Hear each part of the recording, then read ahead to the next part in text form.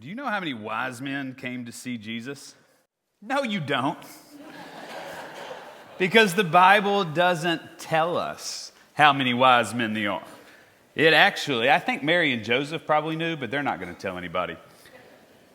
We say there were 3 Magi. You know why? Because there were 3 gifts. They brought gold, frankincense, and myrrh. It just makes sense that if you were going to see the newborn king, you would have a gift in hand. So we have depicted this story with 3 Magi. But you can dream it up however you want. The Bible never says. What we do know, though, is that there are a band of scholars who follow a star from the eastern sky, calling them to the newborn king. This is easily one of my favorite stories in all of the Bible. It's definitely one of my favorite stories to preach. There is so much chopped into these 12 verses, and it just goes beneath the surface. For instance, I'll just give you one today. Did you know there are actually 2 sets of Magi? I love this detail. There's the Magi from the east. They're the traditional camel-riding astronomers who come to Bethlehem following the star. They're the ones you think of. The second set of Magi, and by the way, that word, all it means is wise one. So you have these wise ones from the east who follow the star, and that's why we think they are probably astronomers, but we really have no idea. But then you have these other wise men. They're the chief priests. They're the scribes. They're the ones who are in Jerusalem and they work for Herod. And they too are very learned. They're very wise. We could easily call them the Magi of the West. I want to spend some time focusing on those 2 groups because they both say something to us, especially as we're preparing to live out this new year together. So let's start with the Magi from the east. They're the best. Right off the bat, they see the alluring call of God, and then they follow it. They are willing to look up to the heavens and feel God's presence and trust that what they're feeling is from God and it will lead them. I hope this year you can say the exact same thing. So our sermon series at the beginning of this year for Epiphany, we're calling it Welcome Home. We're going to look at different ways in which home resonates with us.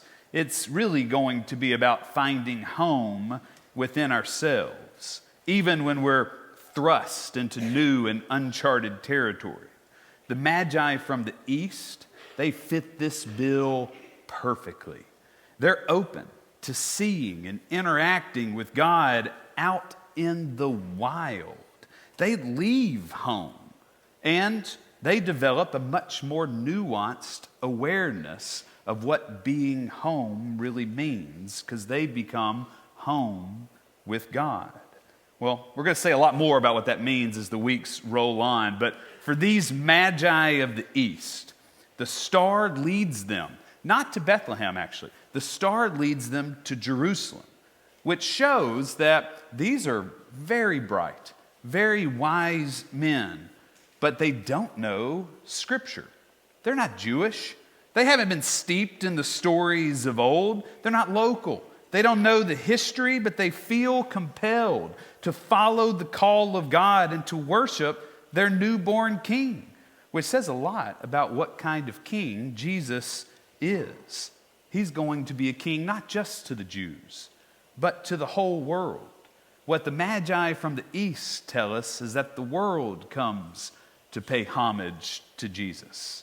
And they're religious, but they don't quite know what it means to be Jewish, but yet they still feel the alluring call of God.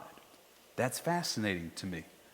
I think God still works this way, by the way. You may be worshiping with us this morning and you have really no idea why you got up to come here this morning. You may feel like you've been traveling the road of spirituality for a long time, but you're not really sure where it is leading you. You may have zero clue about the ins and outs of Christianity, but you feel compelled in you to go somewhere. If any of these are you, I would encourage you to do what the Magi of the East do. Keep going. Keep following Bethlehem's star. Let mystery and light and love guide you, and when appropriate, surround yourself with people of faith. They will point you to Christ. By the way, that's exactly what the Magi from the East do. When they arrive to Jerusalem, they go to the central place in the city. They go to the temple.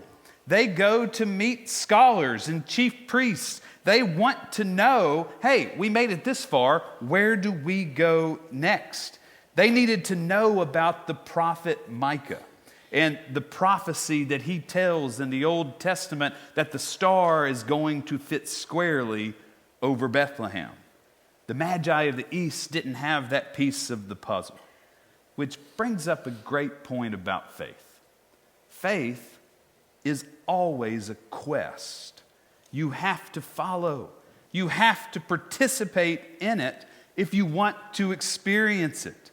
But eventually, and I love this little detail, eventually it will lead you to church. You may not want it to, but it's going to lead you to church. And so you have to ask yourself, what do you need to quest for in 2025? Are you open to letting the Spirit lead you? Are you open to letting church help you in the next leg of your journey? I hope so, because I think God is adventuring with you, and we at church can help you see what's next, where you need to go next, so you don't feel stuck and unmoved in your faith. And here's something that I've learned along my own journey, that your soul longs to go. It longs to adventure with God. It longs to feel the call of the wild. And it just knows that what that call is from God. And when we turn our attention into our soul, when we invest the time and the effort into letting our soul speak to us, when we allow it to lead, then we open ourselves up to a life of faith. The Magi of the East exemplify this perfectly. It leads them to church, which leads them to Jesus. The same can be true for you. Now, what about those Magi from the West? They're Herod's Magi. They're the scribes, the trusted priests. Now, they don't follow the star. They don't quest. They stay rooted. And honestly, weirdly, they only go to church. They're stuck in the temple, which is an interesting little detail. So here's a group of people who have been steeped in the stories of old. They know who God is. They literally know the prophet Micah's prophecy. They know the final piece of the puzzle. They know the star leads them to Bethlehem, but they don't go themselves. Why not? Because they're not willing to quest. Their faith is stuck. They're not willing to step out and let their souls lead. Their faith is stuck, which is terribly sad. They let their minds lead and not their souls. They don't leave the temple because their faith is stuck. In 2025, please don't be like them. Don't settle on what you think you already know about God and call that faith. Don't think you already know all you need to know about God, and therefore you know all you need to know about life and love. Let your soul lead. Let it teach you. Let church be the place that launches you so your soul can lead. Let us celebrate the call you have on your life from God.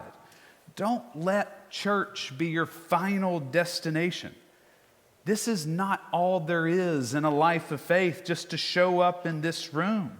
God and all of us who work here want you living out there, loving and embracing people and places and nature. We want your soul to lead you to incredible new adventures. Church is meant to be a launching pad, not a final destination. Faith is meant to be a quest. Church is meant to ignite that drive. You are supposed to wander. You are supposed to learn. You are supposed to go and explore. You're supposed to let yourself grow. You have to be open to God's mystery, though, if you're going to do it. And that's when church is at its best, in my opinion. And I think the Magi of the West, they forgot it. And all they are known for now, when we look back on them in Scripture, we know them as people who participate in rituals, who decide who's worthy to worship and who's not. And then we know that they're the group of people that attempt to kill babies and Jesus. That is not what you want to be known for. Think about that. Church didn't cause this in them. Their lack of faith did, though. You know, the dichotomy between these two sets of wise men, I think it's vital for us in 2025. The Magi from the East know how to listen to their soul. The Magi from the West refuse to let their soul communicate to them. Guess which group makes it to Jesus? Exactly. The Magi of the East. So here's a question that you have to ask. Which set of Magi are you? Answer this honestly, because it will lead you in the direction that you're headed in 2025.